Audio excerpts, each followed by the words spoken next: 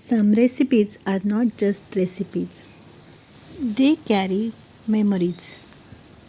Whenever my mother used to make this tomato chutney, I could never stop at one chapati. I always asked for one more.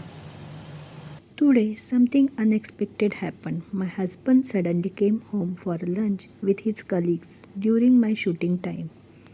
I was managing cooking and shooting together. So you might see a little real kitchen chows in this video.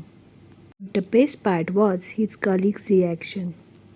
After tasting this chutney, he told me, after my mother's cooking, I love this taste so much.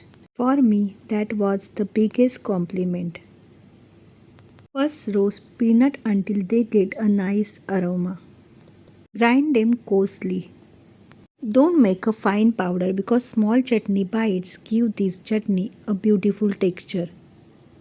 Heat oil in a kadai. Add a cumin seeds, mustard seeds, curry leaves, and finally chop garlic and ginger. Saute until the raw smell disappears. Add sliced onions and cook until soft, not brown. Then add chopped tomatoes and salt. While these tomatoes are cooking, the whole kitchen starts smelling amazing. That's when everyone at home come to know something delicious is coming.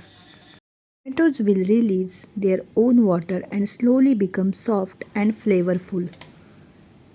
Add turmeric powder, cumin powder, coriander powder, tikha lal, Kashmiri lal and mix all together well. Cover and cook on a low flame. Add roasted peanut powder, mix well and cook again until the extra moisture disappears. Finally add a fresh coriander and switch off the flame. This chutney with hot paratha is a simple happiness from my kitchen.